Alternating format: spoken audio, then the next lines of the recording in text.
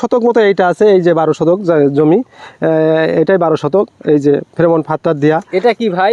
এটা ফেরোমন ফাঁদ, এই যে আলটাল যদি না মারে একদম মানে টাটকা ন্যাচারাল যেটা বলে সেটাই। এই যে ইয়েলো ফাঁদ, হলুদ, এটা হচ্ছে ইয়েলো ফাঁদ। এই দেখেন কত মাছি আটকায় গেছে, দেখেছেন কত, এই দেখেন কত মাছি, সাদা মাছি আক্রমণ করলে এইখানে আটকায়। হ্যাঁ, এটা হচ্ছে নিরাপদ সবজি। এটা হচ্ছে যে পোকামাকড় মানে ধরার জন্য এই ফাঁদ, একটা ফাঁদ, একটা ফাঁদ, আরো ফাঁদ হাতে জড়িত আছে। কাঁকরোল আমাদের ধরে দেখান, টাটকা জমি। ভাই এই দেখেন আসলে সুন্দর, এত টাটকা। আসলে শহরের লোক কিংবা আসলে আমরা দেখতে ভালো লাগছে, এত সুন্দর আল্লাহ ফসল দিয়েছে যে মনে হচ্ছে কি একদম সবুজ কালার। এত সুন্দর কাঁকরোল, এই জাত হেবি সুন্দর। এই জাতটা অনেক সুন্দর করে যাচাই বাছাই করে, ভূত থেকে হওয়া অবশ্য, কিন্তু এত সুন্দর এই যে শেপ অথবা এই যে সাইজ, অন্যটা আছে কালার নষ্ট হয় আবার হয়, কিন্তু আসলে এটা খুব সুন্দর কাঁকরোল।